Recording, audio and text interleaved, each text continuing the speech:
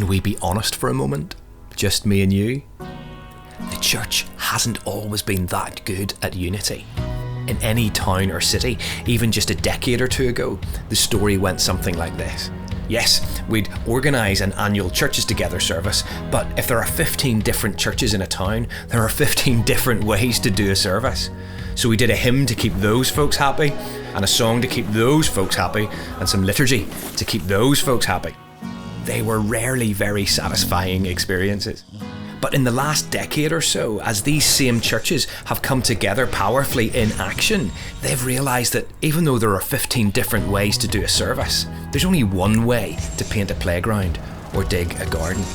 Deep, meaningful relationships have been built through the unity that only a shared task can bring. Here are the ready and able volunteer force, together staffing food banks, running evangelistic events, and mentoring at-risk young people.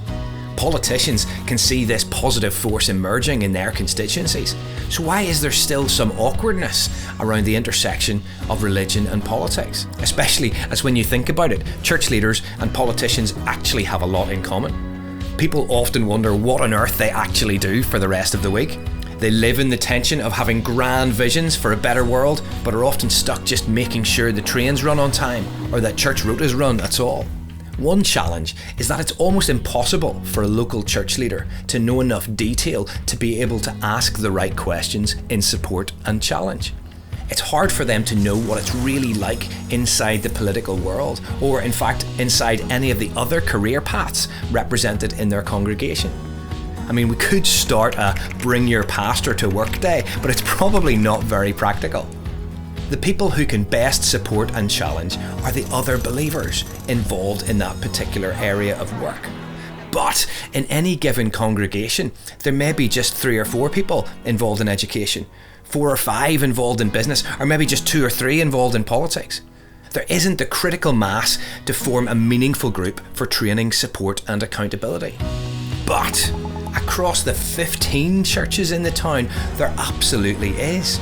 These groups of Christians who have a passion for politics are organically springing up all over the country.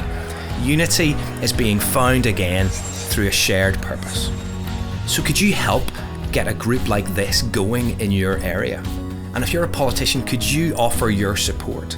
Christians in Politics and Bible Society have partnered to create a resource to help get you started, and it's in your goodie bags.